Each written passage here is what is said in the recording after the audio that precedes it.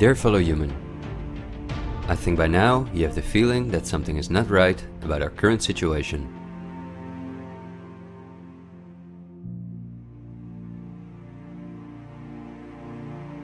But I also think that the many ill-founded conspiracy theories may have caused you to distance yourself from both the media scaremongering and from those who spread the conspiracy theories. Still, I hope you will listen to me for a moment, because as you watch this video, hundreds of millions of people worldwide are falling into poverty because of the measures that have been in place for so long.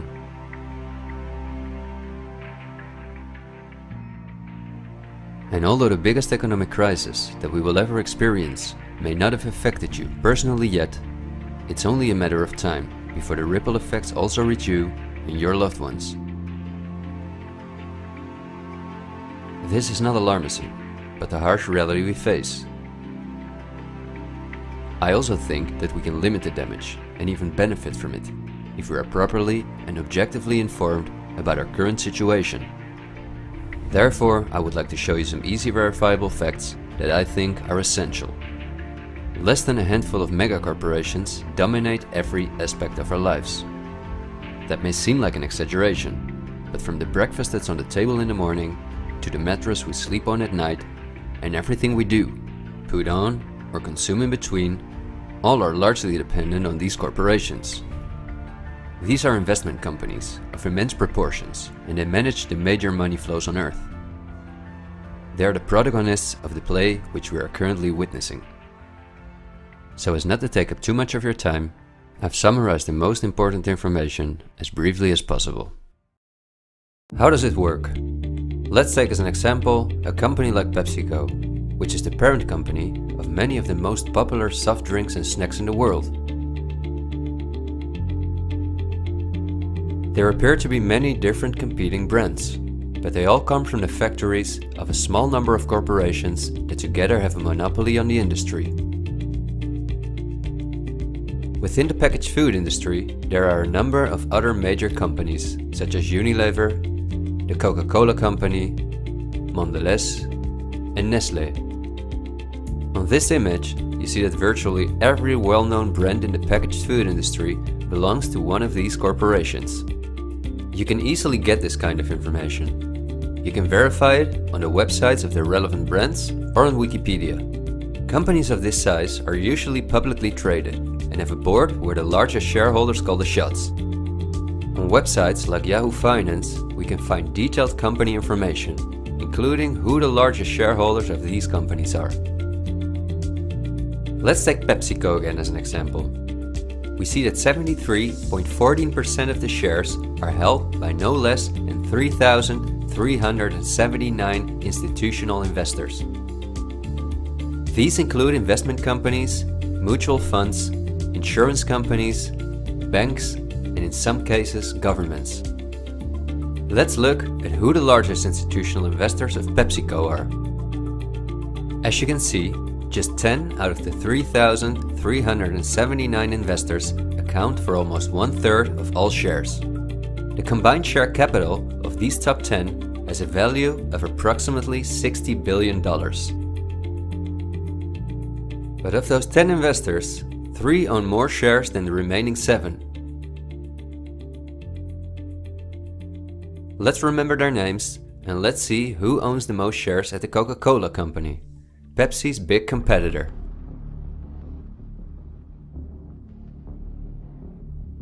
We see that just like with PepsiCo, the majority of the shares are held by institutional investors. Let's look at the top 10 and start with the last one of them.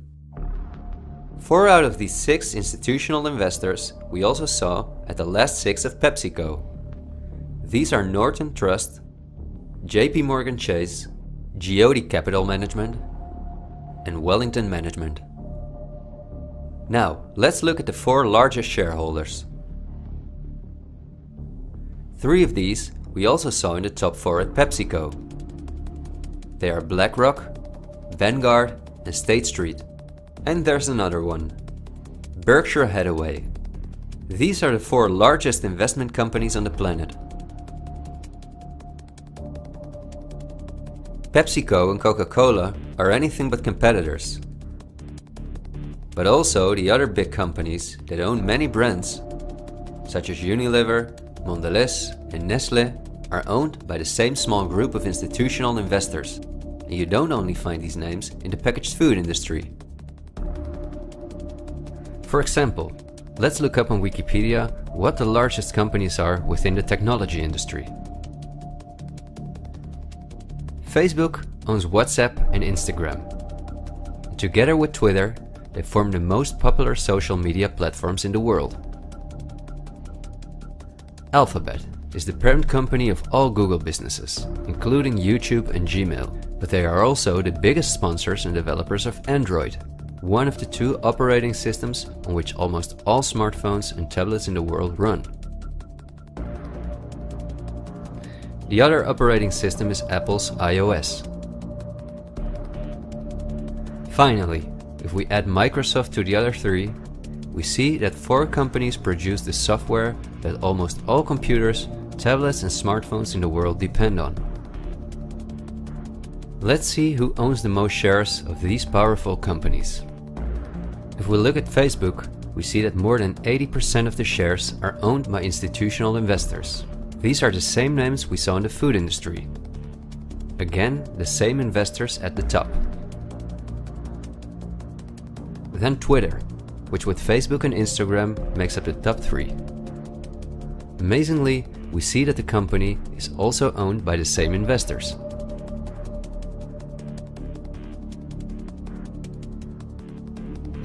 We see them at Apple, but also with their big competitor Microsoft.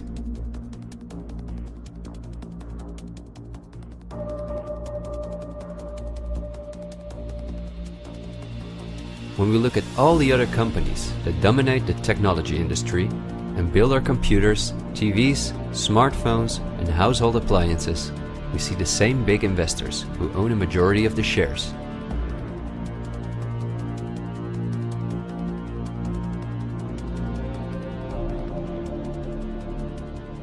We see this within all industries around the world. And just to show you that I'm not exaggerating, I'll give you another example. Let's say we want to plan a vacation. On our computer or smartphone, we look for a cheap flight to the sun through websites like Skyscanner and Expedia, both of which belong to the same group of institutional investors. We fly with one of the many airlines, of which the majority of the shares are often owned by the same investors or by governments, like Air France-KLM. The aircraft we fly is in most cases a Boeing or an Airbus. Again, we see the same names. We look for a hotel or an apartment through Booking.com or Airbnb.com. Once we arrive at our destination, we go out for dinner, then we write a review on TripAdvisor. The same investors are at the basis of every aspect of our journey, and their power goes even much further, because even the kerosene that fuels the plane comes from one of their many oil companies and refineries. Just like the steel that the plane is made of comes from one of their many mining companies. This small club of investment companies, banks and mutual funds are also the largest shareholders in the primary industries, where raw materials come from. If we look on Wikipedia for the largest mining companies in the world, we see that their shareholders are the same institutional investors we see everywhere else. The same goes for the largest agricultural companies in the world, that our entire food industry depends on. For example, they own Bayer, the parent company of Monsanto, the world's largest seed producer, which produces 90% of all the cotton seed on Earth, as well as the majority of all other seeds. But these institutional investors are also the shareholders of the largest textile manufacturing companies in the world, and even the numerous popular clothing brands that turn the cotton into the clothes we wear are owned by the same group of investors.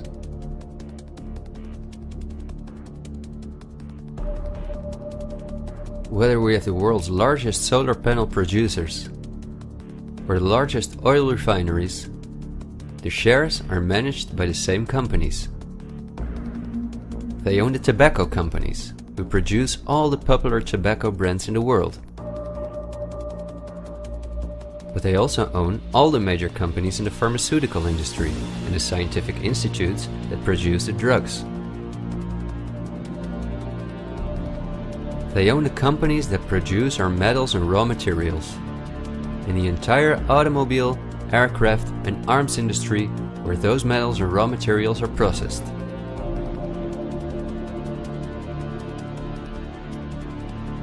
They own the companies that build our electronics.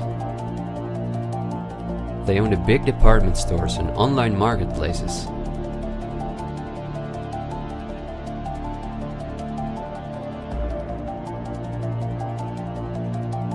And even the payment methods that we use to pay for their products.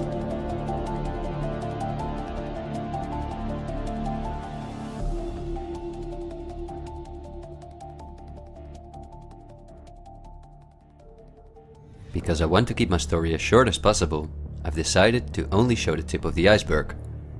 If you decide to investigate on your own, using the sources that you've just seen, then you will discover that even many of the most well-known insurance companies, banks, construction companies, telephone companies, restaurant chains, and cosmetic brands are owned by the same institutional investors we just saw.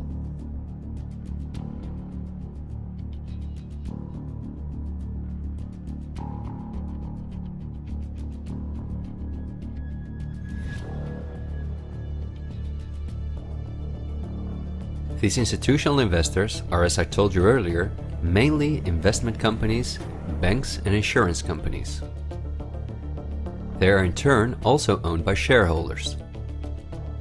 Now, what is the most amazing thing?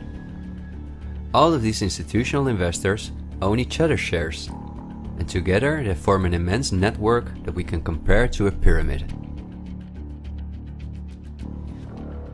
The smaller institutional investors are owned by larger investors, who in turn belong to even larger investors.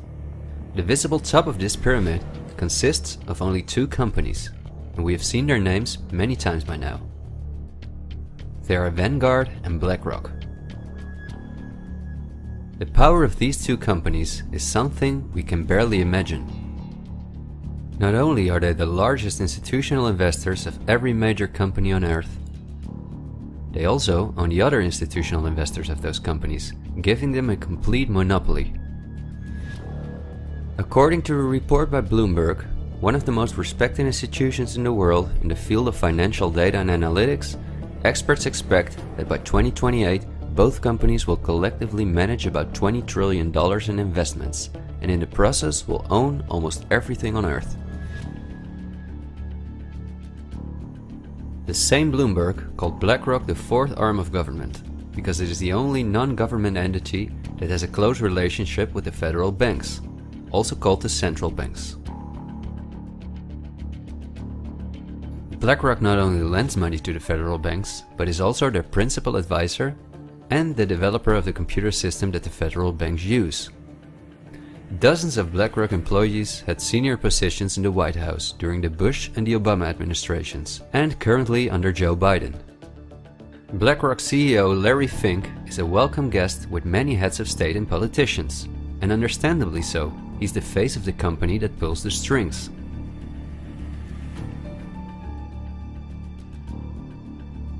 Yet Larry Fink does not pull the strings himself. In fact, BlackRock itself is owned by shareholders. And if we look at who those shareholders are, we come to a strange conclusion. We see that BlackRock's largest shareholder is Vanguard, and this is where it gets dark. Vanguard itself has a unique structure that makes it impossible to see who its shareholders or clients are. The elite who own Vanguard don't want anyone to know that they are the owners of the most powerful company on Earth. But of course, this is no secret to those who are willing to look into it.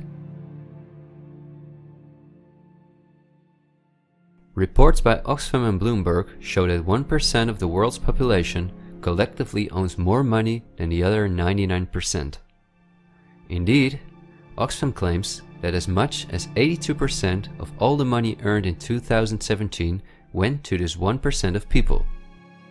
Naturally, those who own the most powerful company on Earth would also be the richest among this 1%. In other words, they are part of the 0.001%. Forbes, the most well-known business magazine in the world, claims that by March 2020 there were some 2,075 billionaires. Oxfam's report showed that 2/3 of all these billionaires obtained their fortune through inheritances and monopolies. So this means that Vanguard is in the hands of the richest families on earth. If we study their history, we discover that these families have always belonged to the top of the pyramid, some even well before the Industrial Revolution began. Because their history is so interesting and extensive, I will explain some more about them in the follow-up video that I'm currently working on. But in order not to elaborate too far, I will just point out that many of these families belong to royal bloodlines, and they are the founders of our banking system, the United Nations, and every industry in the world.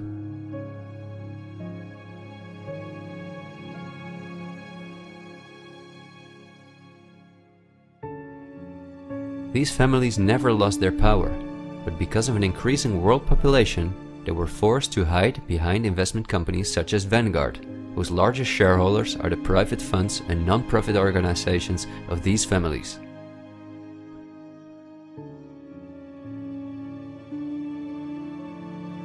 To make the bigger picture more clear, I need to briefly explain something about these non-profit organizations. These are the links that connect the business community with politics and the media, allowing major conflicts of interest. At first glance, however, this is not too noticeable. Non-profits, also called foundations, are organizations that rely on donations, and they do not have to publish from whom they receive those donations. They can invest this money in whatever they want, and do not have to pay tax on their profits as long as those profits are reinvested in other projects that they are involved in. Non-profits can move hundreds of billions of dollars from invisible investors. According to a report by the Australian government, this makes non-profit organizations ideal to finance terrorist groups and launder large sums of money.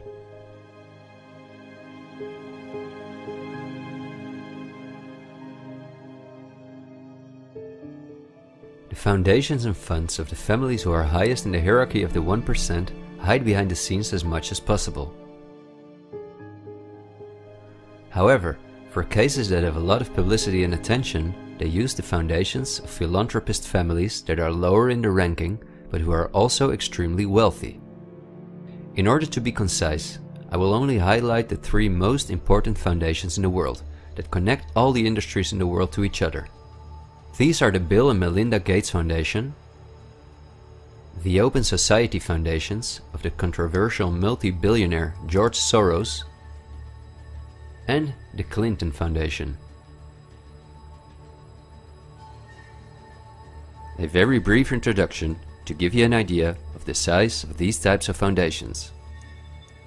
According to the official website of the World Economic Forum, the Gates Foundation is the largest funder of the World Health Organization, after President Donald Trump halted the funding of the WHO by the US in 2020. This makes the Gates Foundation one of the most influential organizations in the world in the area of everything that relates to our health. The Gates Foundation has a close partnership with the 16 largest pharmaceutical companies in the world, including Pfizer, AstraZeneca, Johnson & Johnson, BioNTech, and Bayer, and we have just seen who own the most shares of these companies.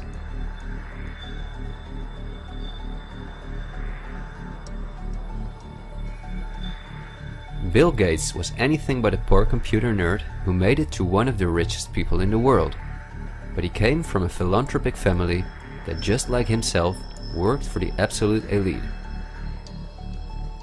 Bill is the founder of Microsoft, which is owned by BlackRock, Vanguard, and until recently, Berkshire Hathaway. But at the same time, the Gates Foundation is the largest shareholder after BlackRock, Vanguard, and State Street in Berkshire Hathaway, where he was even on the board for a while. We would spend hours if we considered everything the Gates Foundation, the Open Society Foundations of George Soros, and the Clinton Foundation are involved in. But because they connect us with the next topic and with the current events, this brief introduction was important. I think the next topic should start with a question. A random person like myself, with very little experience in video editing, using an old laptop, can in 20 minutes objectively portray that only 2 companies have a total monopoly over all the industries in the world. So the natural question is, why didn't you hear about all of this in the media? What? It's a good question. Every day we have the choice between countless reports, documentaries and television programs, and yet not one of them talks about this. Is it something not interesting enough? Or might there perhaps be other interests at play? The answer we get again from Wikipedia. About 90% of the international media is owned by 9 media conglomerates. The companies owned by these media conglomerates are too many to mention, so I'm just going to show you the most important brands that we all know.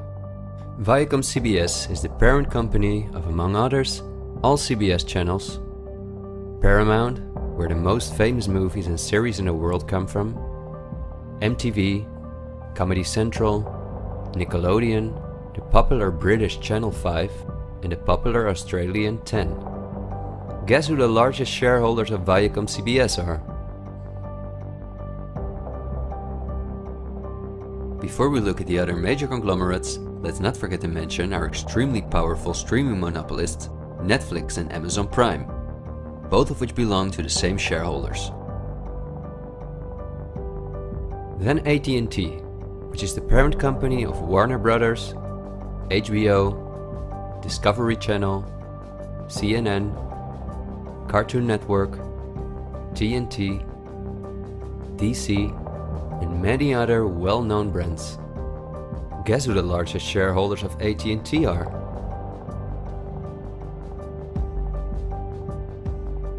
The third one is the all-powerful News Corp. This company owns many of the most well-known national and regional newspapers, magazines and TV channels in the US, the UK and Australia. The shares of News Corp are owned by the American multi-billionaire Rupert Murdoch and by the institutional investors we see everywhere else. News Corp's sister company is Fox Corporation, which is also one of the most powerful media conglomerates on Earth. Just like News Corp, it is owned by the Murdoch family and the usual investors. Then the Walt Disney Company, a conglomerate of unimaginable dimensions, with many subsidiaries such as Pixar, Marvel, 20th Century, Lucasfilm, ABC, National Geographic, and Hulu. Who are their biggest shareholders? Another powerful media conglomerate is Comcast. This is the parent company of NBC, DreamWorks, Universal, the Sky Group, Focus Features, Xfinity, and many other major media brands. As you would expect, their largest shareholders are Vanguard and BlackRock.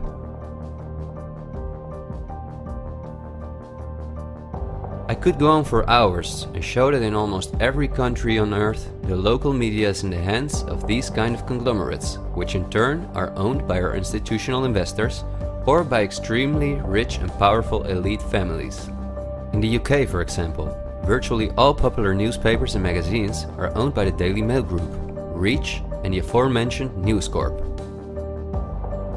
In the Netherlands, the entire media is in the hands of the Persgroep, Mediahuis and Bertelsmann. And in Germany, the entire media is either controlled by the German government, ProSiebenSat.1, Axel Springer, and again, Bertelsmann, which is also a conglomerate of unprecedented dimensions. Not only is this the parent company of the largest book publisher in the world, Penguin Random House, and owner and founder of BMG Music, Bertelsmann also controls a large part of the European media through their subsidiary RTL, a company with 67 TV channels, 10 streaming platforms and 38 radio stations. Bertelsmann is owned by the ultra-rich Bertelsmann-Mohn family, who openly collaborated with the Nazis. Because of this, Reinhard Mohn was held as a prisoner of war in the US. Besides RTL, Bertelsmann also owns a large part of the French mainstream media. And together with Mediaset, the powerful Italian conglomerate of former President Berlusconi that controls the most important part of the Italian mainstream media, they also own all popular Spanish TV channels. Now, to complete the picture, let's look at where the news comes from that all these media outlets are feeding us on a daily basis. The various news media do not produce their news themselves, but use information and images from news agencies such as Reuters, the Dutch ANP, and the French AFP. These organizations are anything but independent. Reuters is owned by the powerful Canadian Thomson family. The ANP is owned by Dutch investor Kees Omen, and the AFP is largely financed by the French government.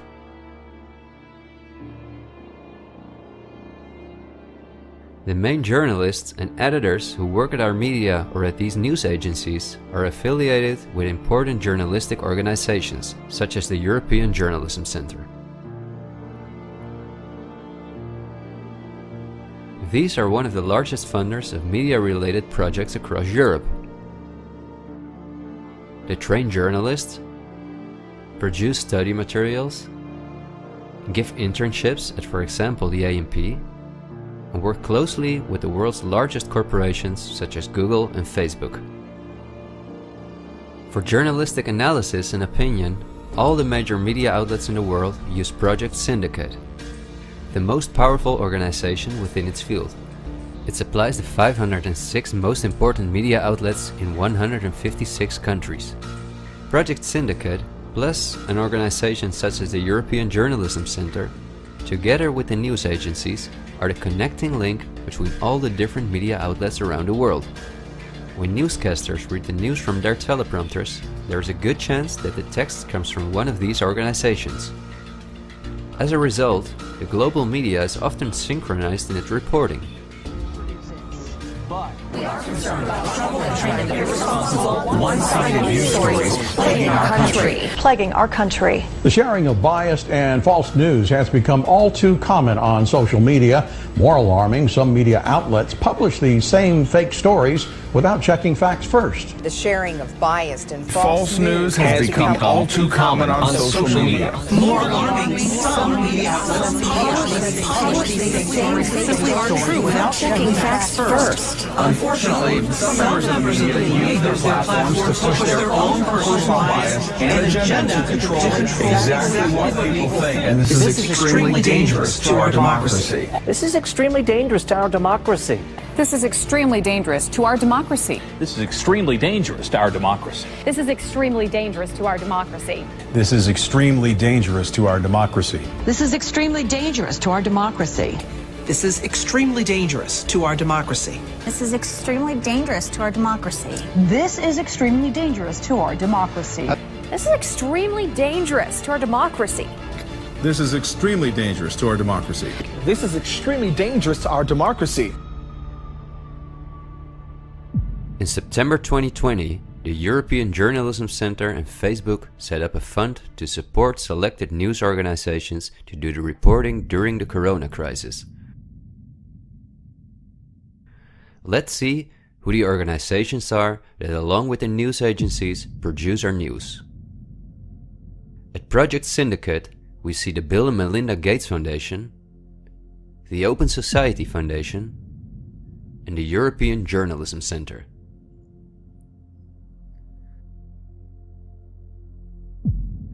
Then the European Journalism Centre itself. Again we see the Gates Foundation and the Open Society Foundation.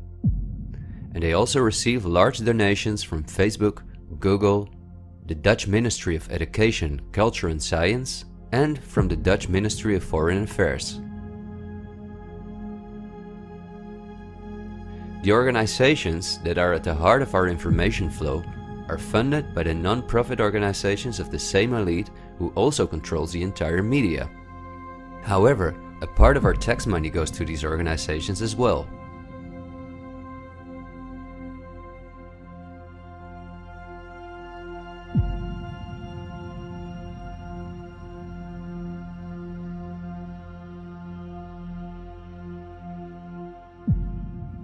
Okay, I realize this was a lot of information to process, and believe me, I've made it as short as possible, and I've only used those examples that seem necessary to show you the overall picture, so you can understand the current situation better. It is an all-encompassing topic that can change our view on many historical events, but my goal is to inform you about the danger in which we presently find ourselves. There will be enough time for us to delve into the past, so let's talk about the current events now. The elite that controls every aspect of our lives, up to the information that we receive, depends on an unimaginably coordinated collaboration to keep all the different industries on Earth connected to each other, in order to ensure they all work in the elite's interests. This happens at the World Economic Forum, one of the most important organizations in the world. At its annual meeting in Davos, the CEOs of the largest companies on Earth gather along with heads of state, politicians, and other influential individuals and organizations like UNICEF and Greenpeace.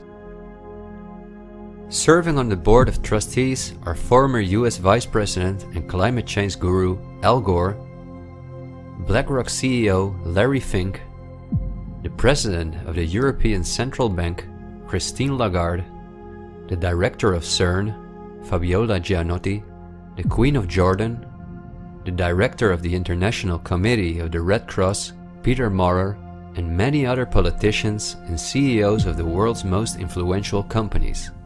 According to the WEF's official website, their annual membership fee ranges between 53,000 and 530,000 euros. But according to the WEF's year reports, around 71% of their total budget comes from its partners, who in this way pay for the membership of young politicians who cannot afford their own fee. Wikipedia reports the following. According to critics, the WEF is a business forum where the wealthiest companies can negotiate deals with other companies or with politicians. The purpose of the WEF for many of the participants would be personal gain instead of solving global problems. I don't like to make assumptions, but would there be so many problems on Earth if the key industry leaders, bankers and politicians since 1971 had gathered annually to solve our world's problems? Is it not strange that the world's leading environmental organizations have been meeting for 50 years with the CEOs of the most heavily polluting corporations while things just keep getting worse for our natural world?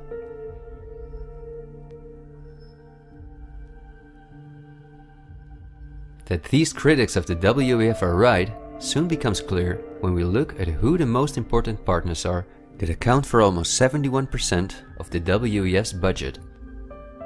There are BlackRock, the Open Society Foundations, the Bill and Melinda Gates Foundation, and many other large corporations of whom Vanguard and BlackRock own the shares directly or indirectly.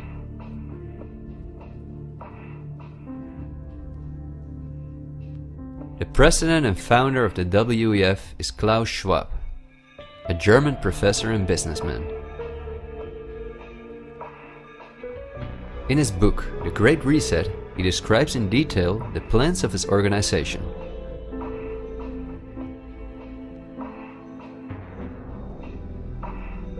The coronavirus, according to him, is the excellent opportunity to literally reset our society in every regard. He calls this Build Back Better, and this slogan seems to be the motto of all globalist politicians in the world. And it's now a historical moment, a crucial moment, to rebuild the future, to reset our policies. And of course, we also want to work together on building back better. You know, I said we're going to build back and we're going to build back better. It's certainly a major crisis, but it also offers us a unique opportunity. We must use this historical opportunity. Together we can turn a crisis into an opportunity. But this global pandemic has also created an opportunity to build back better. To build back better later. But also to build back better. To build back a better world. To build back better. We can't just build back, we got to build back better. And achieve the Sustainable Development Goals. And climate action is an essential part of that. According to Schwab, our old society should be exchanged for a new one, in which countries give up their sovereignty to an all-encompassing world government, in which people own nothing but work for the state, in exchange for their housing, healthcare, and all their other basic needs. All of this is necessary, according to the WEF, because our modern consumer society, which the elite themselves imposed on us, can't keep going as it is. It's no longer sustainable.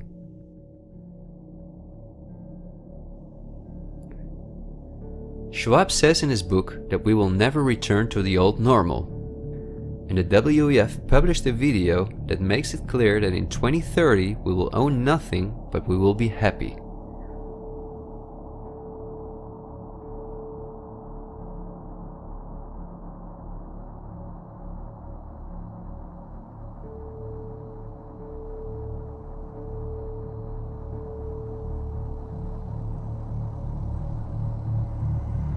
You've probably heard some talk about the New World Order.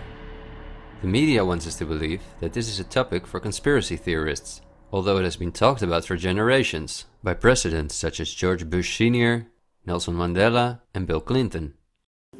We have before us the opportunity to forge for ourselves and for future generations a new world order, a world where the rule of law, not the law of the jungle, governs the conduct of nations. When we are successful, and we will be, we have a real chance at this new world order, an order in which a credible United Nations can use its peacekeeping role to fulfill the promise and vision of the UN's founders.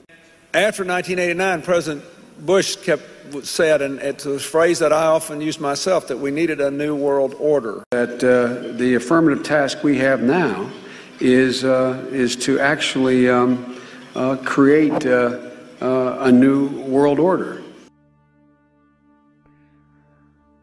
But also by the world's most famous philanthropists such as Cecil Rhodes, David Rockefeller, Henry Kissinger, and even George Soros. I think you need a new world order, that China has to be part of the process of creating it, and they have to buy in, they have to own it. These important figures, who apart from Mandela, were all among the top of the elite when they were still alive, are not the only ones who dream about an all-powerful world government. In 2015, the UN presented its controversial Agenda 2030, which is almost identical to Klaus Schwab's Great Reset. In their own words, the UN, like Schwab, wants to ensure that by 2030, poverty, hunger, environmental pollution, and disease no longer exist on Earth. It sounds like a sympathetic plan, until you read the fine print. You see, the idea is that Agenda 2030 is going to be paid for by us, the citizens. And just as it is currently required of us that we give up our basic rights for the sake of public health, we will be demanded to give up our wealth in favor of poverty reduction. These are not conspiracy theories. You can read this for yourself on their official website. In short, it boils down to this. The UN wants to take the tax money from all Western countries and give it to the mega corporations of the elite, who will be contracted to rebuild society. Globally, a completely new infrastructure is needed, because fossil fuels must be made a thing of the past, according to the UN. For this immense project, a world government is needed, says the UN. And the same UN takes it upon herself to be this global government. Just like Schwab, the UN also believes that a pandemic is the perfect opportunity to accelerate the implementation of Agenda 2030. It is worrisome that the WEF and the UN openly admit that they consider pandemics and other disasters as an opportunity to transform society, especially since we have seen that the elite have all the resources at their disposal to make us believe that there is a pandemic, and even to create one. So we certainly should not take these things lightly, and we should examine them carefully. And when we do that, we come across things that are even more troubling.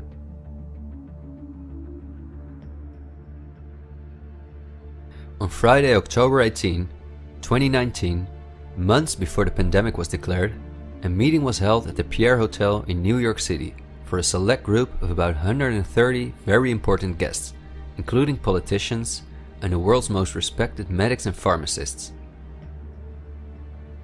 The purpose of the meeting was to simulate the possible scenarios in the event of a global pandemic. This could be a coincidence, you might say. For this simulation, however, a coronavirus was used as an example. The simulation covered in detail how the coronavirus would develop and how they could only control this through the intensive collaboration of entire industries, governments, and government agencies. Once again, a new world order to save us from destruction. Does it surprise you when I tell you that this meeting, called Event 201, was organized by none other than the World Economic Forum, the Bill and Melinda Gates Foundation, and the Johns Hopkins Institute? This is not a conspiracy theory. Check the official website of Event 201 for yourself.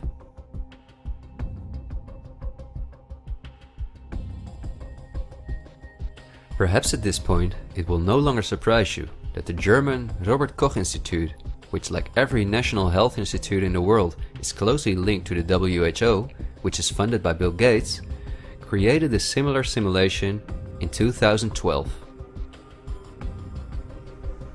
As was the case during Event 201, the simulation assumed the coronavirus. This simulation assumed that in a Southeast Asian food market, a coronavirus would spread from animal to human. How coincidental, isn't it? In this simulation, it takes several weeks for the authorities to identify the virus, allowing it to spread worldwide. The simulation is made of the consecutive 3 years, in which there are lockdowns and economies are destroyed. But also the impact on society is simulated in all aspects, even the protests. I won't tire you with the details. In fact, you can download this analysis for yourself from the website of the German government. The last thing I want to show is an excerpt from a lecture that Belgian top virologist Mark van Ranst gave on January 22, 2019 at the Chatham House, a major non-profit organization in London, where important world leaders meet to discuss global issues. Winners of the Chatham House Prize include Hillary Clinton, Melinda Gates, and John Kerry.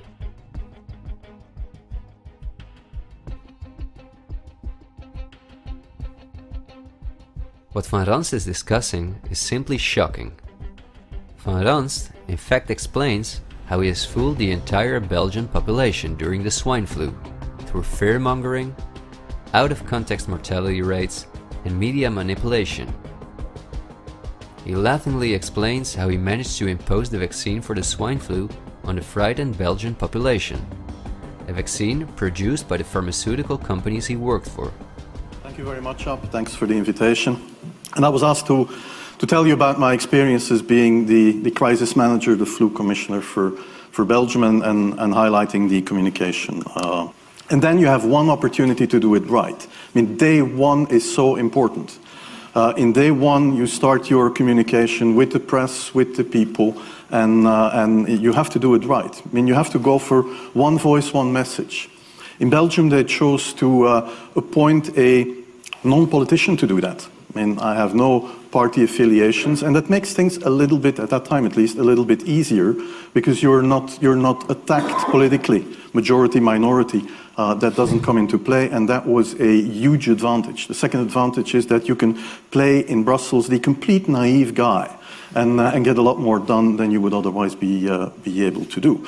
You have to be omnipresent that first day or the first days, so that you attract the media attention. You make an agreement with them that you will tell them all, and if they call, you will pick up the phone. When you do that, then you can profit from these early days to get complete carpet coverage of the field, and they're not going to search for alternative voices there.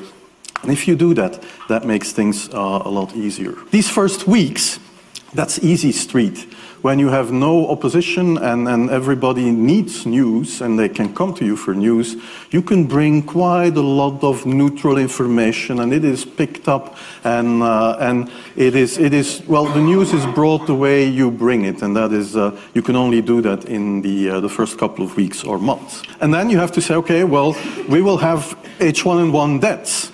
Of course, that would be unavoidable.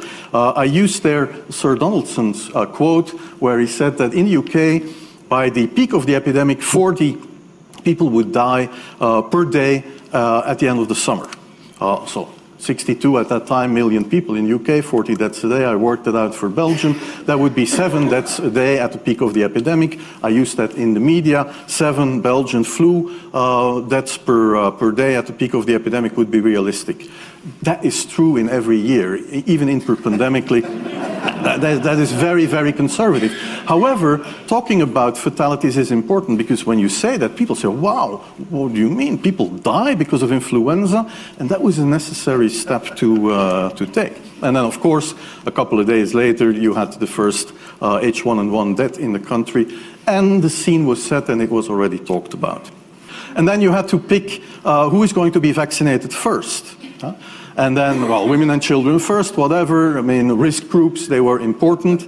And then I misused the fact that the top football, soccer clubs in Belgium inappropriately and against all agreements vaccinated they made their soccer players priority people. So I said, I can use that. Because if the population really believes that this vaccine is so desirable that even the soccer players would be dishonest to get their vaccine, I said, okay, I can play with that. So I made a big fuss about this. This is Van Ranst is raving mad. But it worked. The Chatham House organization is also funded by all major corporations of the elite, the Gates Foundation and the Open Society Foundations. We could talk for hours about the coronavirus, which has a survival rate of 99.98%, and about the incomprehensible measures that are destroying our society. Millions of entrepreneurs have lost their income. Countless elderly people have died in loneliness, isolated from their families. But I think we have reviewed enough facts that put the global COVID measures in a broader context, seen from the perspective of the elite. This extremely wealthy elite, collectively of tens of thousands of billions, has no problem whatsoever with the fact that more than 40% of the world's population has to live on less than $5.50 a day, or that millions of children are dying from the drinking water contaminated by them, or from malnutrition, or by their bullets and bombs. They just want to get more powerful. The elite have absolutely no intention to share their wealth with us. In fact, they are honest about their plans to take even the last bit from us, and those plans are being rolled out as I'm telling this. The underlying motives of the elite will not be explained in this episode, because for this we have to dive into history and discuss topics that are beyond our modern rational thinking. But for now you may understand well enough with the simple logic that a new world order, or an all-encompassing world government, is the only way for a small elite to retain its power over an ever-increasing world population. Companies like BlackRock and Vanguard do not benefit from national borders, import taxes, and real diversity.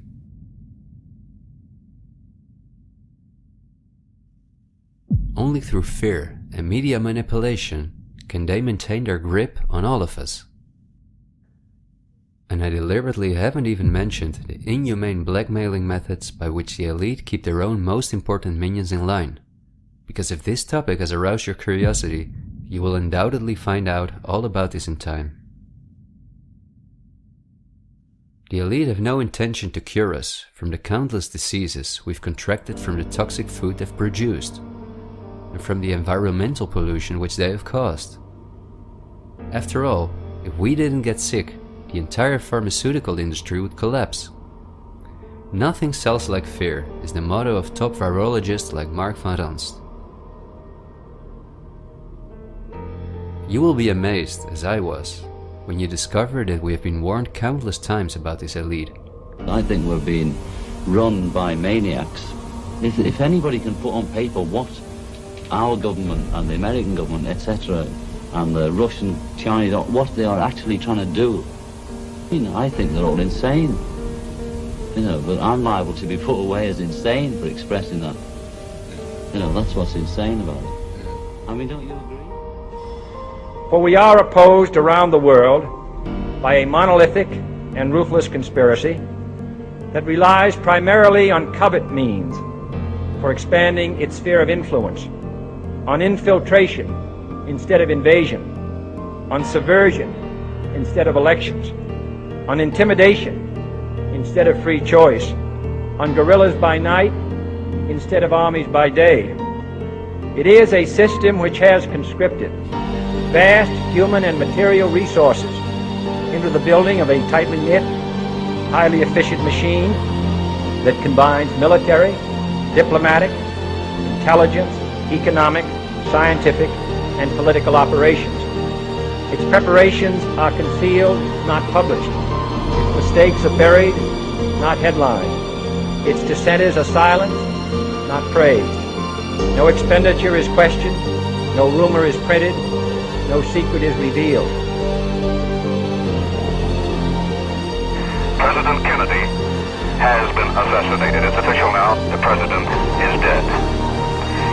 Women here in shock, some have fainted.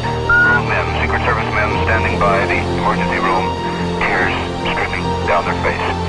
There's only one word to describe the picture here, and that's grief, and much of it. It's official. As of just a few moments ago, the President of the United States is dead.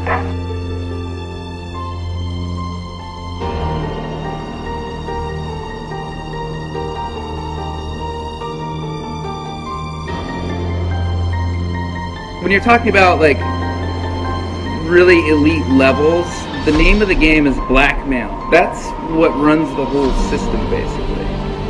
They want compromised people because they're easy to control. I'm not suicidal. I'm not suicidal.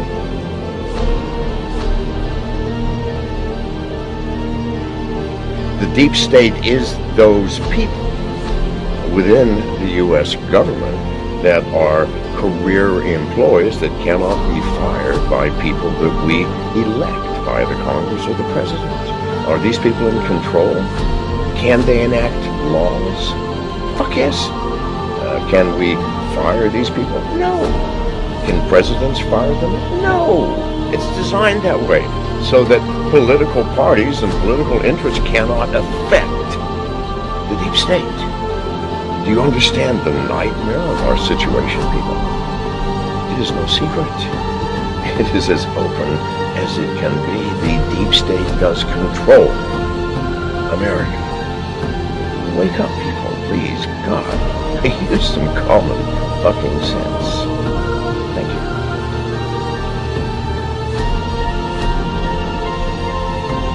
Something like 1984 could actually happen. This is the direction the world is going in at the present time. In our world, there will be no emotions except fear, rage, triumph, and self-abasement. The sex instinct will be eradicated. There will be no loyalty except loyalty to the party. But always there will be the intoxication of power. Always, at every moment, there will be the thrill of victory, the sensation of trampling on an enemy who is helpless. If you want a picture of the future, imagine a boot stamping on a human face forever. The moral to be drawn from this dangerous nightmare situation is a simple one. Don't let it happen. It depends on you. With this video, I hope to reach you, to reduce the ever-increasing distance between us. Only when we are divided can the elite retain its power over us. the greatest fear of the elite is that we will realize what is really going on Earth. And the only way the elite thinks they can prevent this from happening is through censorship,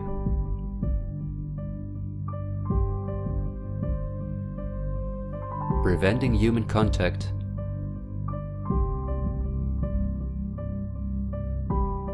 the incessant framing of political opponents and those who think differently,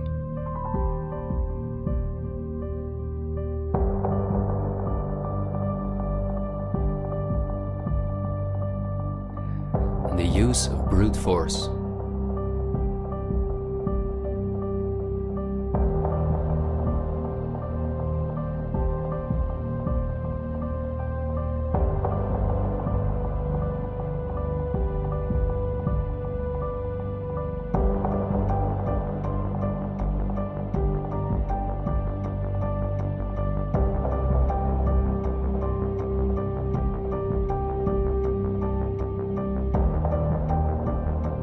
The plans of the elite are clear, and so is the ruthless way in which they want to accomplish them.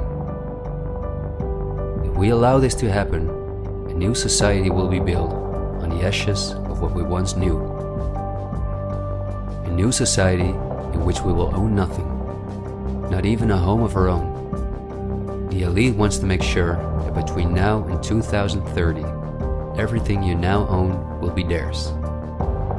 For this, devastating economic crisis is necessary. First, the middle class is attacked, which is the backbone of society. Entrepreneurs are forced to go into tremendous debt, which will ultimately cause them to lose all their possessions.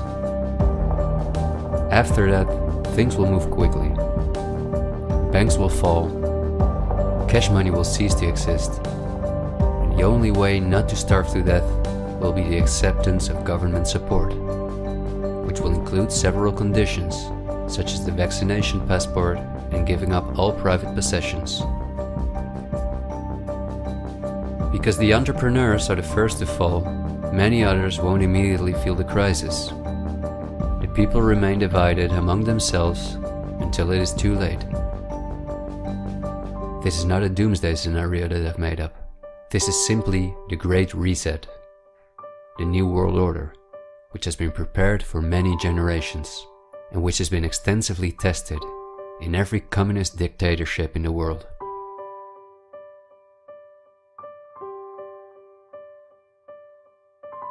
But this can also go a different direction, and instead of a great reset, we can cause a great awakening and create a world where no one has to go hungry, and where we can live in a sustainable way, in freedom, with each other and with nature. This is not an idealistic daydream. There have always been forces that have sought to break the power of the elite, but until recently, our means of communication were always insufficient to get a mass network in motion. The elite have always kept us in ignorance about the discoveries of geniuses such as Tesla, who was far advanced in the field of clean, free energy. Or Dr. Rife, who used radio waves to cure at least 16 terminal cancer patients before he, just as Tesla, died in a suspicious manner. Or Henry Ford, who in 1941 had already made a car out of bioplastic that proved stronger than steel. The elite have hidden countless such techniques from us because they form a threat to their monopolies in every industry. These were techniques that would have given us freedoms and put the elite's power at risk, which is based on our fear and dependence on their projects. These are not conspiracy theories, but facts. What I am saying is that a world of new possibilities is opening up for all of us, where there is no poverty, no pollution, diseases or wars, and in which governments work for the welfare of the people rather than the other way around. Countless ailments that provide the pharma industry with hundreds of billions of dollars will be cured. No one will have to work their ass off to live a dignified life.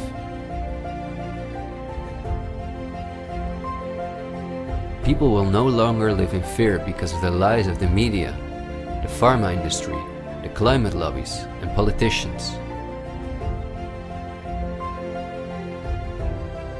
It's all on the horizon, but we have to go through the storm first and recognize what the real problem is in our society. I want to thank you for listening to me, and I hope someday, in freedom, together we'll reflect back on this unique moment in history. There is still so much to tell, but we will save the rest for later. This video was only intended as an introduction. This is where our journey starts, and it will be a difficult one, but we will undertake it together, and we will help each other get up when we fall.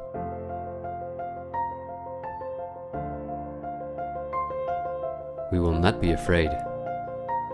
We are the 99%.